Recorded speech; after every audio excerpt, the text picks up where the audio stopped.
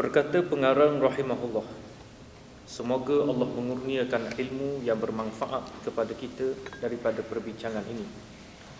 Manfaat dua tangan dan dua kaki. Ketahuilah bahawa Allah Ta'ala menjadikan bagimu dua tangan dan dua kaki kerana beberapa manfaat di dunia dan di akhirat. Di antara style penulisan yang dibawa oleh Syekh Abdul Qadir Al-Mandili ketika membicarakan berhubung dengan anggota-anggota tubuh badan ini, lazimnya beliau akan membawa kepada kita manfaat di dunia dan juga manfaat di akhirat. Oleh kerana itu, tangan dan kaki ini juga ada manfaat di dunia, ada manfaat di akhirat. Bagi manfaat di akhirat, engkau kerjakan dengan keempat-empatnya, yakni dua tangan dan dua kaki, dengan pekerjaan kebajikan. Dengan kaki seperti berjalan ke masjid, berjalan kepada tempat mempelajari ilmu yang memberi manfaat, berjalan kepada tempat perang sabil, berjalan ke tempat mengerjakan ibadah haji dan umrah, berjalan kerana menziarah dan menghubungkan kasih sayang, dan lain-lain ibadah yang dikerjakan dengan kaki. Perbincangan yang pertama berhubung dengan manfaat yang diperolehi untuk akhirat. Dengan kedua kaki yang dianugerahkan oleh Allah Subhanahu wa taala, kita boleh guna berjalan ke masjid. Kita boleh guna untuk pergi ke tempat mempelajari ilmu yang memberi manfaat. Terkadangnya kita berada di tower yang tinggi, tingkat yang tinggi. Oleh kerana itu kesukaran untuk kita turun. Tapi waktu rehat seperti ini, kita terus menggagahkan kaki kita untuk hadir ke masjid, untuk hadir dalam majlis ilmu. Walaupun kita berpeluang untuk pergi ke tempat yang lain. Sebilangan rakan kita pergi ke tempat yang lain. Ada yang shopping, ada yang pergi mencari restoran. Tetapi sebahagian daripada kita semua memperuntukkan masa mengunjungi masjid untuk solat berjamaah. Kita mengunjungi masjid untuk mencari ilmu yang bermanfaat. Oleh kerana itu, kaki ini akan memberi manfaat di hari akhirat. Semuanya akan dihitung oleh Allah Subhanahu wa taala. Demikian juga berjalan kepada tempat perang sabil. Apabila dilangsungkan peperangan fi sabilillah, di antara keupayaan yang mesti ada di dalam tentera-tentera Islam adalah kaki yang kuat. Mereka perlu berjalan kaki, mereka perlu berlari. Maka ia akan memberikan manfaat yang sangat luar biasa. Pernah suatu ketika Rasulullah sallallahu alaihi wasallam memuji seorang sahabat yang merupakan pelari pecut pada zaman baginda. Dalam sebuah hadis disebut, kana khairu rajalatina al-yawm Salamah adalah pelari pecut yang paling terbaik daripada kalangan kami adalah Salamah. Salamah dikenali sebagai Salamah bin Aqwa, di antara sahabat Nabi yang memiliki keupayaan untuk berlari dengan pantas. Di dalam beberapa peristiwa disebut Salamah mampu untuk mengejar kuda yang juga berlari. Keupayaan ini menyebabkan Rasulullah meletakkan kebanggaan kerana luar biasa kemampuan yang ada pada Salamah bin Aqwa. Pernah Salamah bin Aqwa melihat ada daripada kalangan orang-orang kafir ingin merampas dan mencuri unta-unta orang-orang Islam di Madinah Al-Munawwarah. Unta ini berada di satu lembah, dan lembah tersebut di sebalik sebuah bukit yang berada di Madinah Al-Munawwarah. Maka pada waktu tersebut Salamah yang menyaksikan seorang diri apa keupayaan yang mampu untuk dibuat pada waktu tersebut. Dia tidak mampu melakukan apa pun kalau dinisbahkan kepada diri kita. Tetapi Salamah bin Aqwa yang dikenali sebagai lelaki yang pantas berlari, terus berlari menaiki bukit dan melaukan suaranya yang kuat kepada para sahabat yang lain, memberitahu kepada penduduk Madinah bahawa ada sebilangan daripada orang-orang kafir yang ingin mencuri untanya. Kepada waktu tersebut Salamah bin Aqwa datang kembali ke lembah tersebut, yang berkebetulannya Salamah bin Aqwa selain daripada kepantasan berlari, beliau juga merupakan seorang pemanah tepat. menggunakan kepakaran yang dimiliki olehnya, memanah musuh-musuh sehingga musuh menganggap bahawa pada waktu tersebut mereka dikepung oleh ramai tentera, oleh ramai manusia, bertempiaran melarikan diri. Salamah menggunakan kekuatan larian, memintas di depan, kembali ke belakang, sehingga seolah-olah dianggap begitu ramai, sedangkan yang berperanan hanyalah Salamah bin Aqwa. Maka Rasulullah sallallahu alaihi wasallam memuji Salamah di dalam hadis, kana khairu rajalatina al-yaum Salamah, adalah orang yang paling terbaik di kalangan sahabat ini, di kalangan kita pada hari ini, yang berlari pecut adalah Salamah bin Aqwa. Apa yang kita ingin kaitkan adalah peranan kaki untuk memberi manfaat pada hari akhirat. Salamah menggunakan kekuatan kakinya untuk berlari. Demikian juga kita yang dianugerahkan dengan kedua belah kaki ini, menggunakan kaki tersebut untuk mencari manfaat di hari akhirat. Berjalan ke masjid, berjalan ke tempat mempelajari ilmu, kemudian berjalan ke tempat perang sabil. Demikian juga berjalan ke tempat mengerjakan ibadah haji dan umrah. Ibadah haji dan umrah banyak memerlukan kekuatan berjalan kaki. Sebagai suatu contoh, untuk kita tawaf sebanyak 7 pusingan, daripada permulaannya di depan Hajarul Aswad sehinggalah kita tamatkan 7 pusingan secara berterusan, memerlukan kekuatan kaki. Kita tidak boleh untuk menggunakan khidmat orang yang membawa kerusi roda untuk menolak kita dalam keadaan yang kita sihat. Selama mana kita mampu, maka kita dimestikan untuk tawaf seperti orang lain.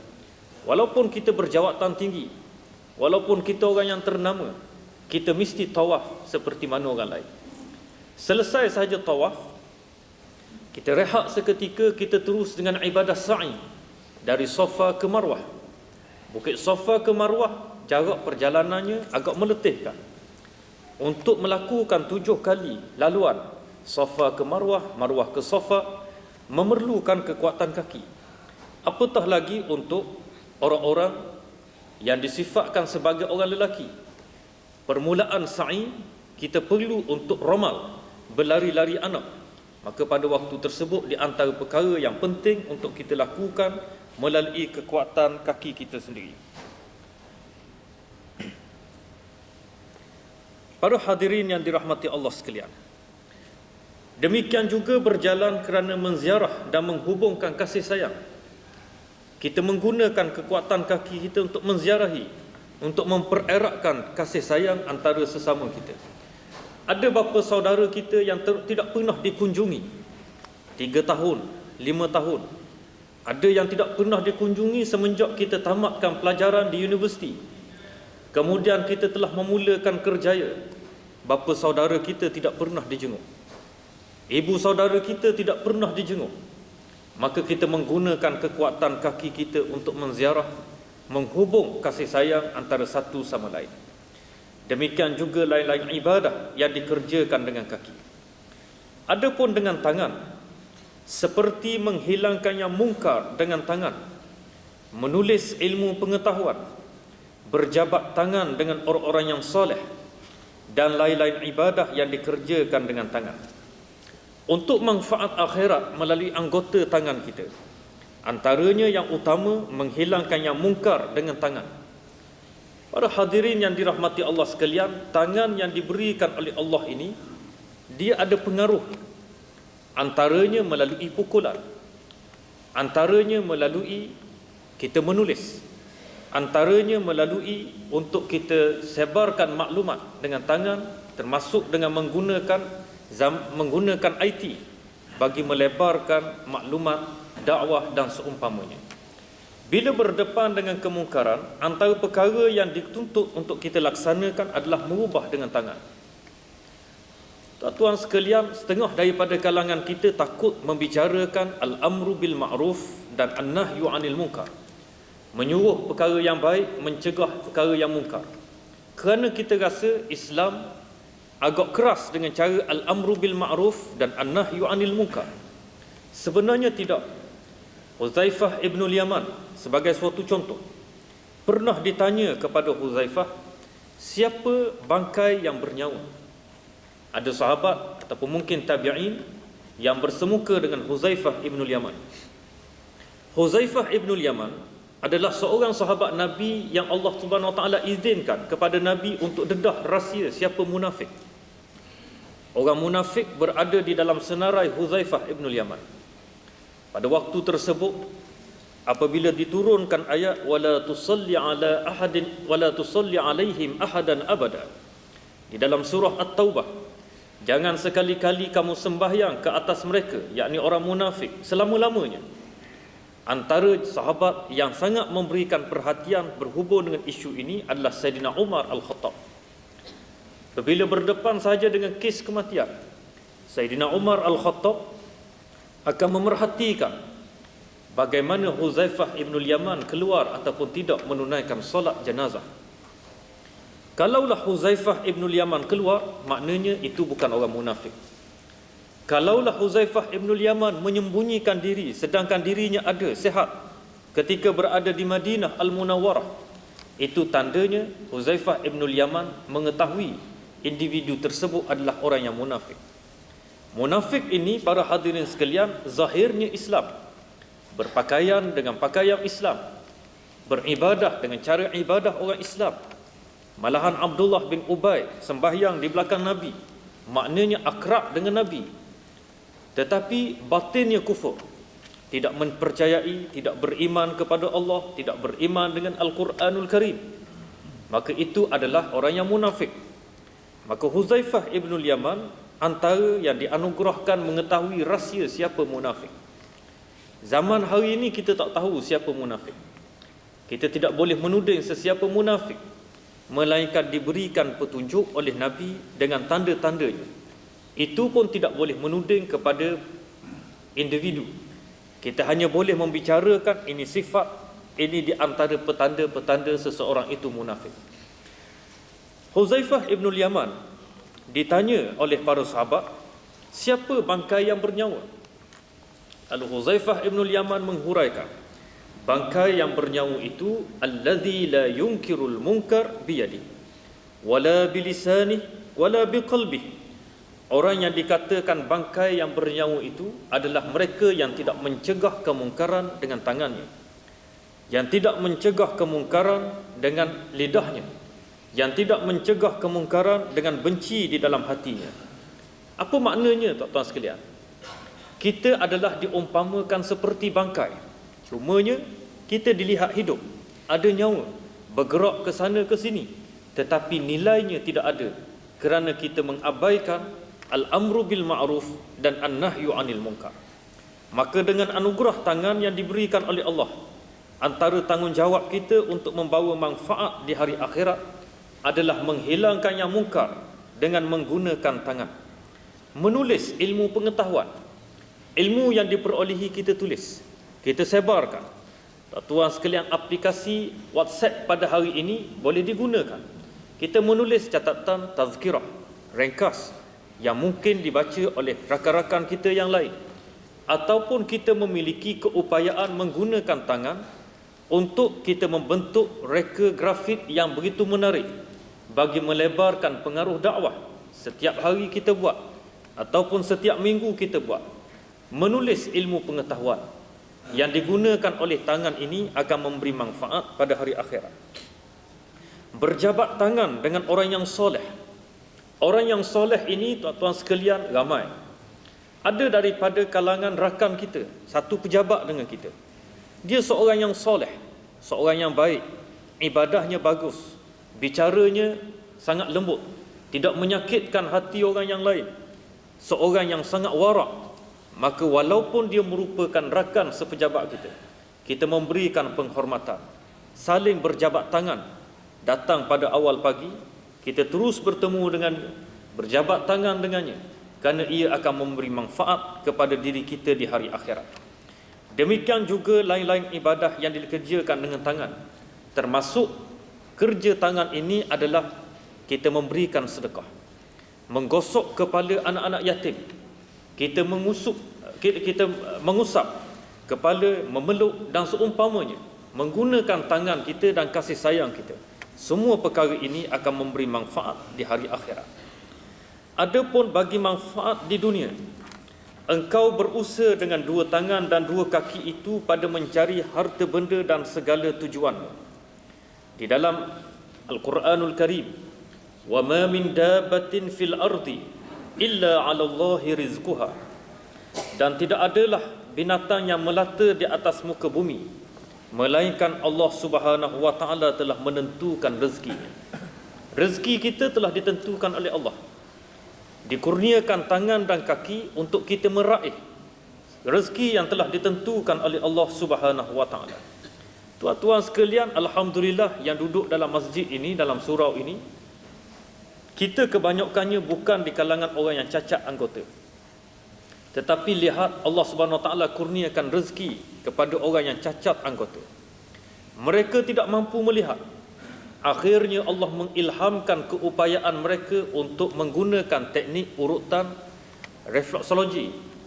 Maka mereka guna kepakaran tersebut, mengurut kaki manusia yang lain, menggunakan tangan. Mata tak nampak, tapi mereka boleh mengurut. Pada waktu tersebut Allah kurniakan rezeki. Walaupun 1 jam mereka ambil RM30, walaupun 1 jam mereka ambil RM20, tetapi dengan anugerah daripada Allah, datang beberapa manusia, 1 hari mereka dapat RM100 tanpa menggunakan modal yang banyak, kerana Allah SWT telah tentukan rezekinya. Ada daripada kalangan kita yang tidak ada kaki, dia hanya ada tangan. Allah Subhanahu wa taala kurniakan kepadanya kemampuan untuk menjahit, menggunakan tangannya. Pada waktu tersebut dia mampu meraih pendapatan. Allah jamin rezeki.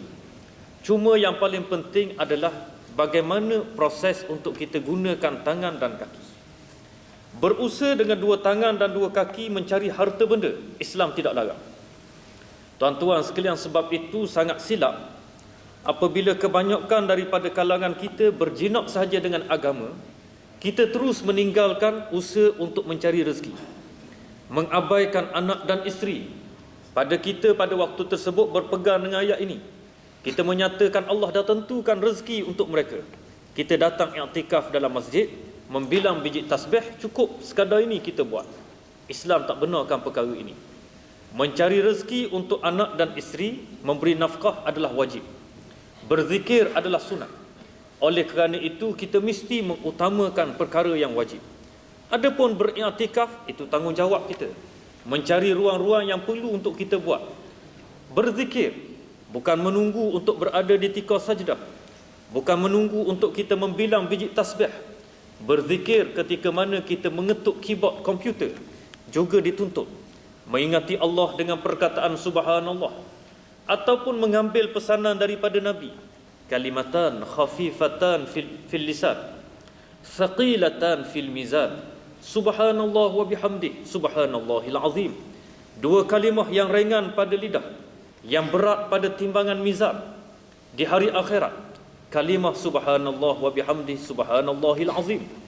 Perkara ini di antara tuntutan yang sangat dibawa oleh Nabi SAW. Dan engkau memelihara dengannya daripada kemudaratan seperti lari dengan kaki, daripada binatang buas, dan seperti menolak dengan tangan kejahatan orang yang menerkam terhadapmu. Antara manfaat kaki dan tangan, tatkala diundang kepada kita perkara yang membahayakan, masuk dalam hutan, tiba-tiba dikejar oleh binatang buas, maka kita menggunakan larian kita untuk menyelamatkan diri. Maka itu di antara manfaat di dunia, Allah beri kaki. Kalaulah kita kudung kakinya, kita tidak mampu melarikan diri.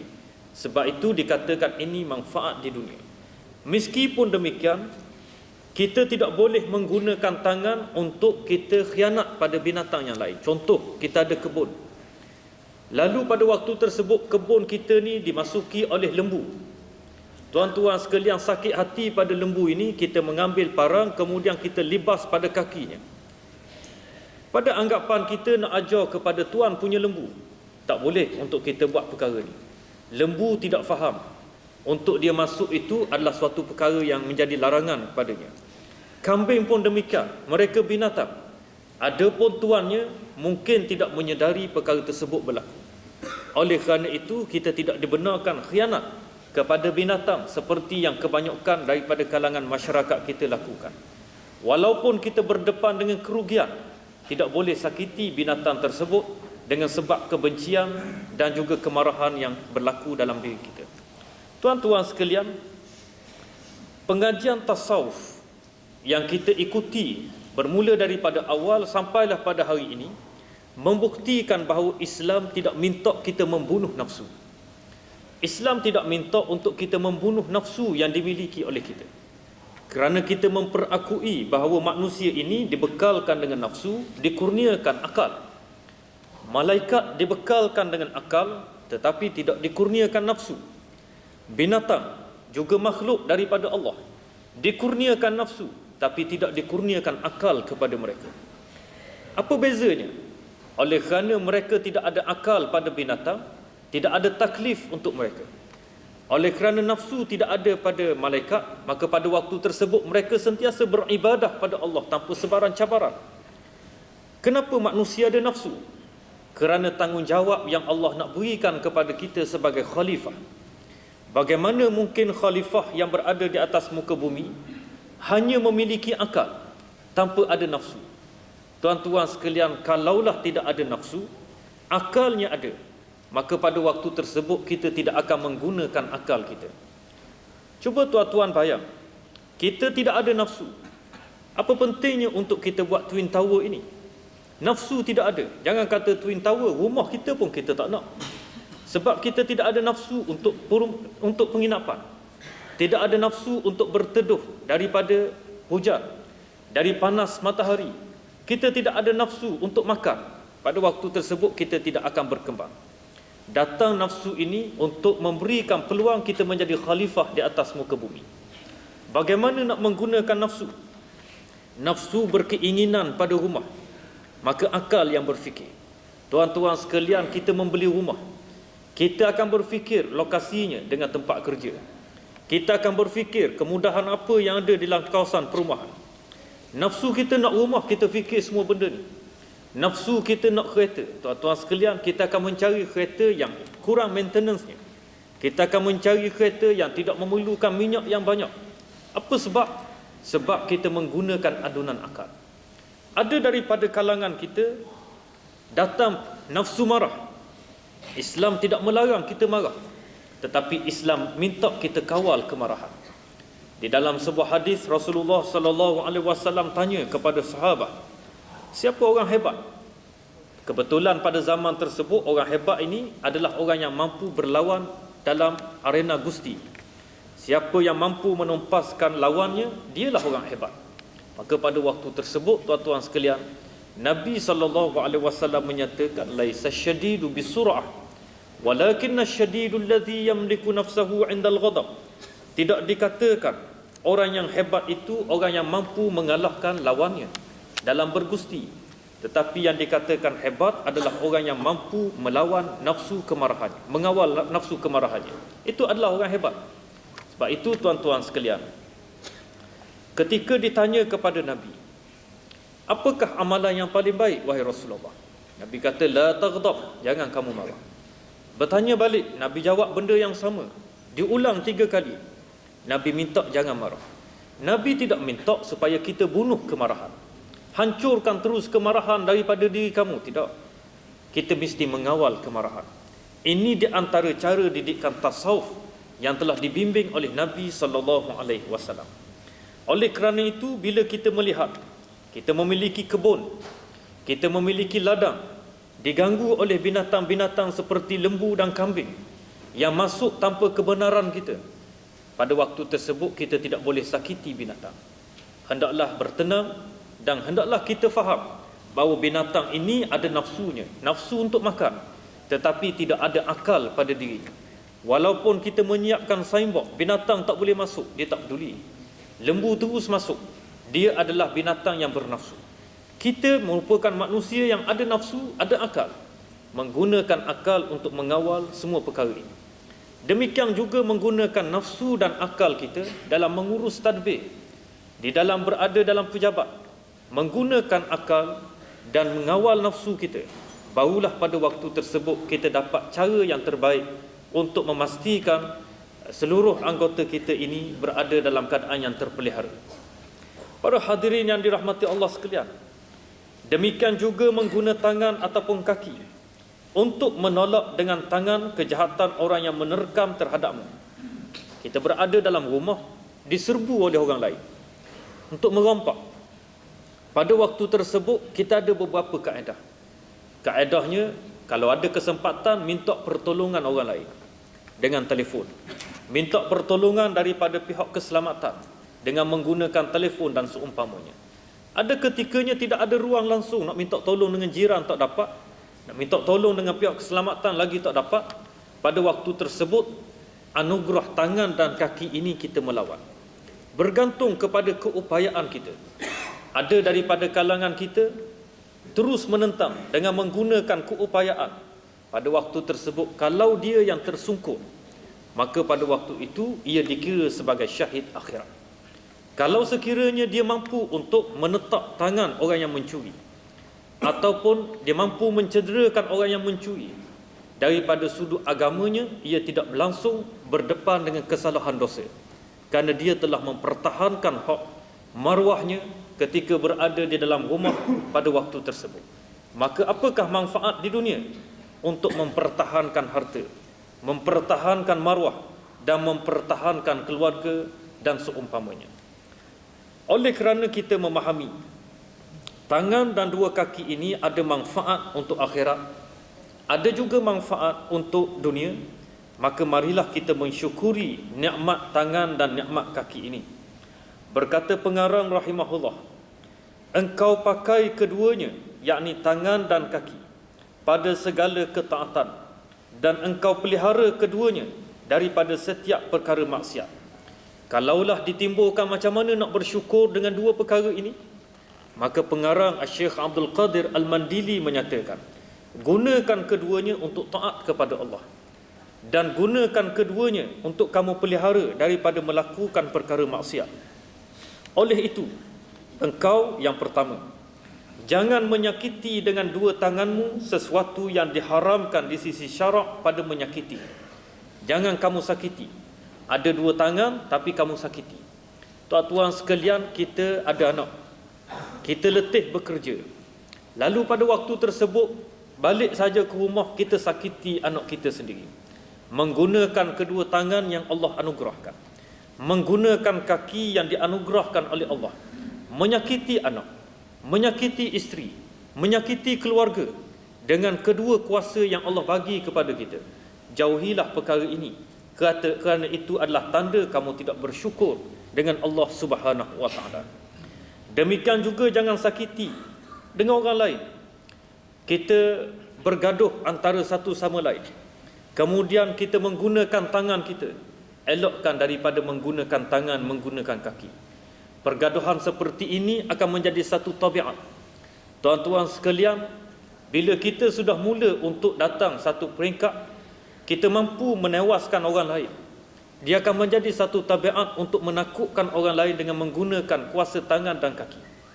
Tabiat ini akan terus merebak menjadi perangai buruk, menyebabkan tangan kita ringan untuk menumbuk, tangan kita ringan untuk menampak, tangan kita ringan untuk melakukan perkara-perkara yang tidak sepatutnya. Maka elokkanlah daripada melakukan semua perkara ini, kerana ia adalah perkara yang menyakiti orang lain, dan juga jangan menyakiti diri kita sendiri. Jangan khianati dengan keduanya orang yang diamanahkan kepadamu. Ada orang mengamanahkan kepada kita jaga harta benda.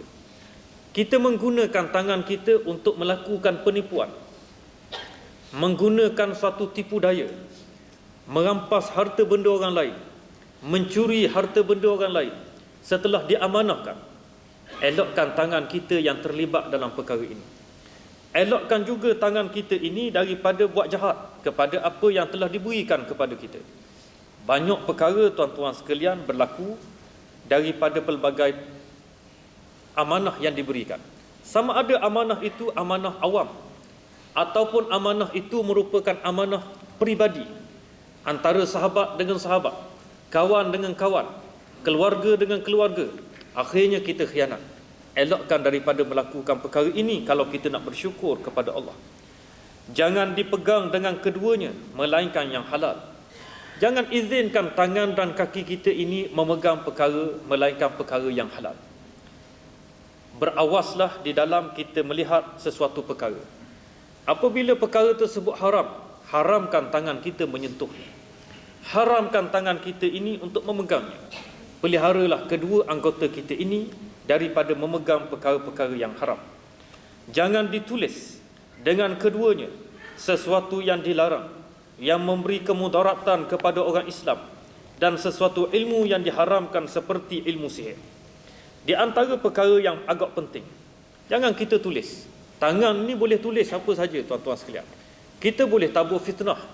Sama ada boleh tabur fitnah kepada rakan sekerja kita. Jangan kita menulis perkara seperti ini.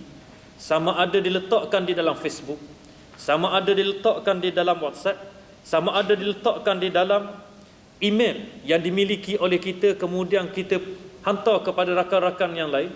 Semua bentuk fitnah, jangan izinkan tangan kita yang menulisnya. Begitu juga perkara yang tidak diketahui benar ataupun betul, benar ataupun salah. Kita tidak menyumbang saham untuk kita membawa maklumat tersebut kepada pihak yang lain. Berhati-hatilah di dalam kita membawa semua perkara ini supaya kita tidak terjebak di kalangan orang-orang yang membuka fitnah orang lain. Ataupun kita boleh untuk mencela orang lain. Demikian juga sesuatu ilmu yang diharamkan seperti ilmu sihir. Kita suka mempelajari ilmu yang luar biasa, termasuk kita mengambil ilmu-ilmu sihir. Tulis perkara tersebut dengan tangan yang dianugerahkan oleh Allah. Elakkanlah daripada mencari semua perkara seperti ini, kerana ia tidak akan mampu membawa manfaat dalam hidup, dan sebenarnya itu tanda kita tidak bersyukur dengan Allah Subhanahu wa taala. Jangan pula berjalan dengan kakimu kepada tempat yang haram dan kepada tempat orang yang zalim, melainkan kerana darurat. Jangan kita pergi ke kelab-kelab malam. Jangan kita pergi ke tempat-tempat pesta yang merupakan berlakunya maksiat. Jangan kita duduk di dalam majlis-majlis maksiat, kerana ia akan mengundang bahaya untuk akhirat kita. Kemudian seterusnya, kalaulah kita nak pergi, melainkan dalam perkara yang darurat. Kita tahu rakan jiran kita ini ada di tempat tersebut. Dalam masa yang sama ada kecemasan yang mesti disampaikan. Telefon memang tak dengar. Kita kena pergi. Walaupun kita keberatan, walaupun kita tidak pernah menjejakkan kaki, masuk dengan tujuan untuk menyampaikan maklumat, maka pada waktu tersebut ia dikira suatu perkara yang darurat untuk dilaksanakan oleh kita. Pendeknya, segala gerak dan diam engkau itu sebesar-besar nikmat Allah Ta'ala atasmu, maka palingkanlah ia kepada ketaatan, supaya engkau tergolong dalam kalangan mereka yang mengetahui nikmat dan mensyukurinya. Jadi tuan-tuan sekalian, diam dan bergeraknya tangan dan kaki kita ini merupakan nikmat yang paling besar. Kalaulah kita tahu waktu ini kena diam, kita diam. Kalaulah waktu itu kita boleh bergerak, kita bergerak. Dengan tujuan kaki dan tangan ini, diam dan geraknya itu, dia pergi kepada ketaatan.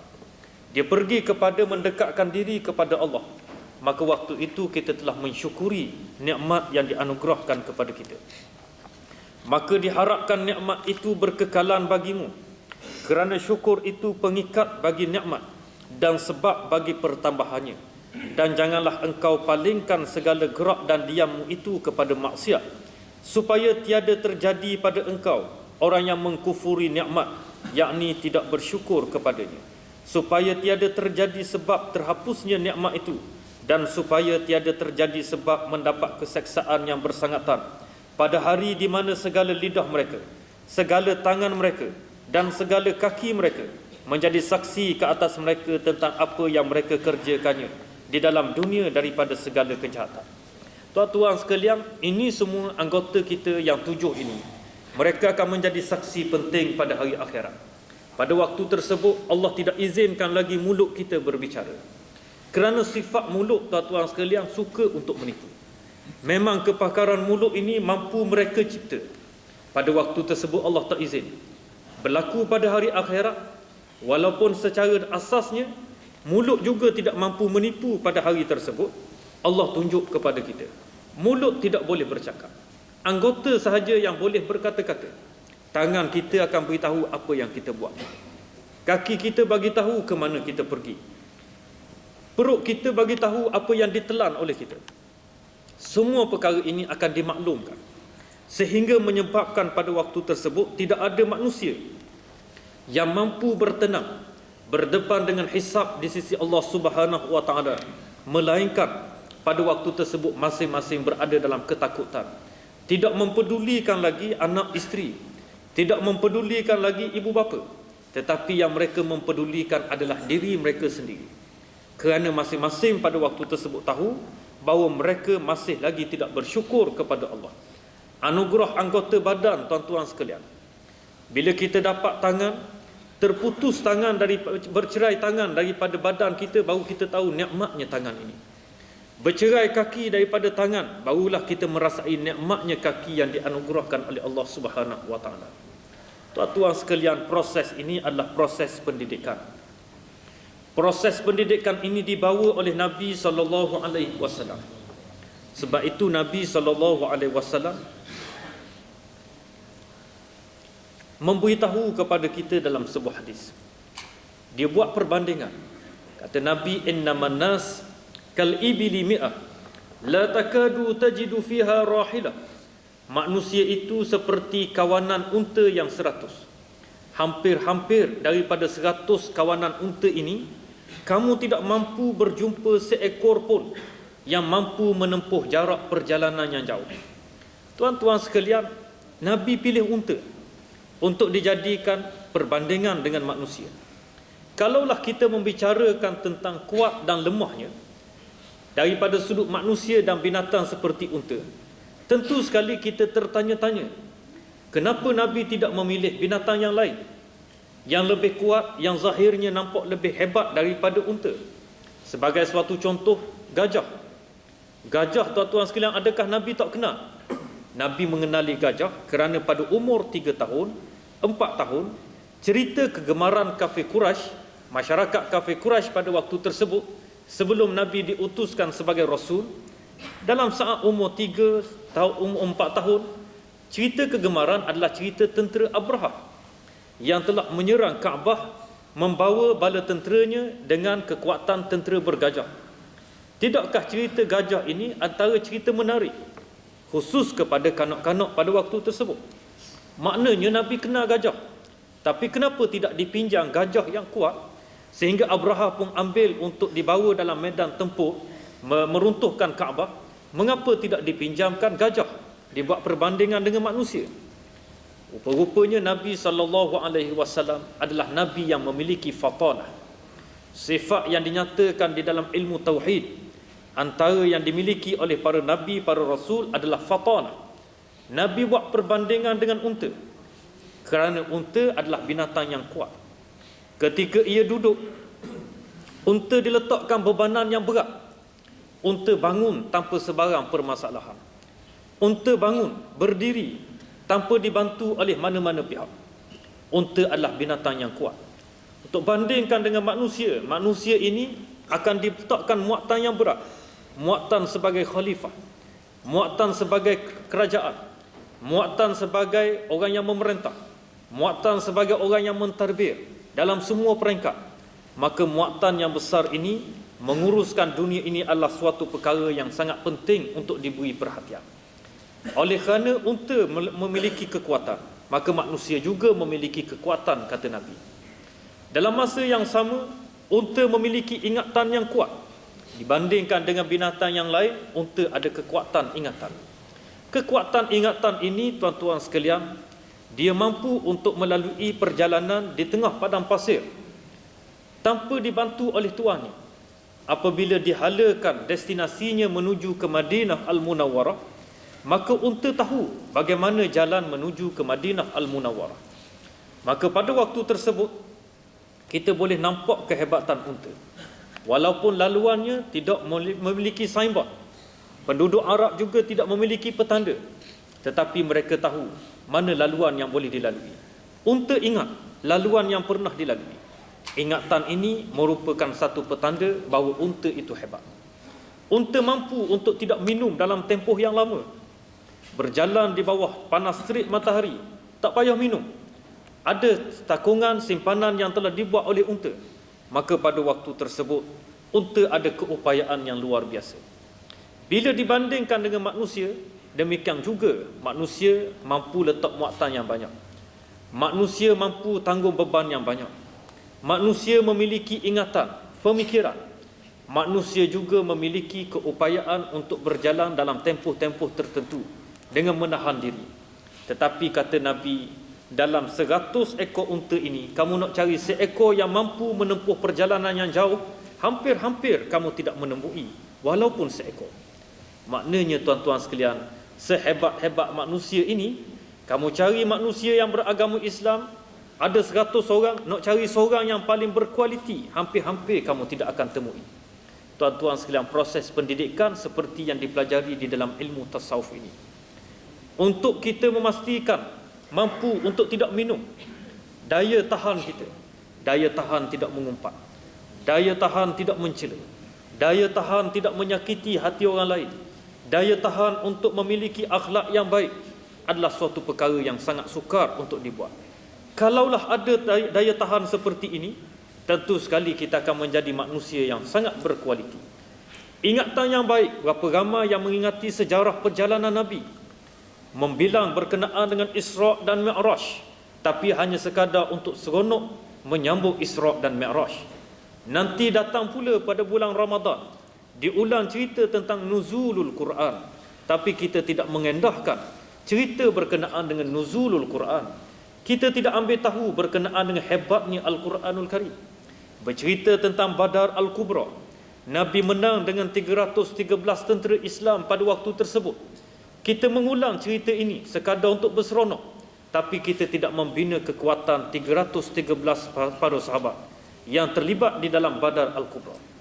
Para hadirin yang dirahmati Allah sekalian, maka proses pendidikan ini penting. Proses untuk membentuk kekuatan kita ini dengan jagaan pada anggota-anggota kita, dan seterusnya kita memelihara dengan akhlak yang baik, akan melahirkan kualiti yang hebat kepada orang-orang Islam. Dan ketahuilah bahawa memelihara segala anggota yang 7 ini daripada segala kejahatan dan memakainya pada segala kebajikan, tiada sempurna kedua-duanya, melainkan dengan membersihkan rajanya daripada segala perangai yang dicela, seperti riak, takabur, dengki, kikir, yakni kedekut, dan lain-lainnya. Dikehendaki dengan rajanya itu ialah jantung hati. Wallahu a'lam. Kata Syekh, 7 anggota ini tak ada faedah kita belajar saja kalaulah kita tidak mempelajari, kita tidak mendalami berkenaan dengan rajanya. Dan tentu sekali rajanya adalah jantung hati. InsyaAllah pengajian yang akan datang, kita akan membicarakan berhubung dengan qalb, iaitu jantung hati. Dan di dalam jantung hati ini, pengarang telah membawa kepada kita 10 sifat kecelaan. Mudah-mudahan dengan perbincangan berkenaan dengan al-qalb, kita akan memperincikan lagi ke-7 anggota yang telah kita bincangkan di dalam pengajian-pengajian yang telah kita lalui. Mudah-mudahan Allah Subhanahu wa taala memilih kita semua untuk dapat membersihkan hati dan dapat melahirkan perangai yang mulia dan akhlak yang tinggi di sisi Allah Subhanahu wa taala, dan akhirnya layak untuk mendapat rahmat Allah sehinggalah sampai ke hari akhirat insya-Allah. Wa huwal muwaffiqu bis-shawab wa huwal hadi ila sabilir rasyad.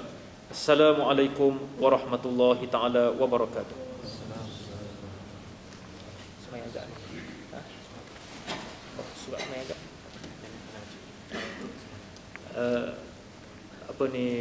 Dipanjangkan sumbangan pada hari ini untuk fakir miskin dan fi sabilillah, dan juga insya-Allah tuan-tuan sekalian, selepas sembahyang nanti kita akan sembahyang hajat untuk memohon pada Allah. Ada kaki tangan kita yang sakit, jadi kita teruslah lepas sembahyang zuhur kita terus sembahyang hajat insya-Allah.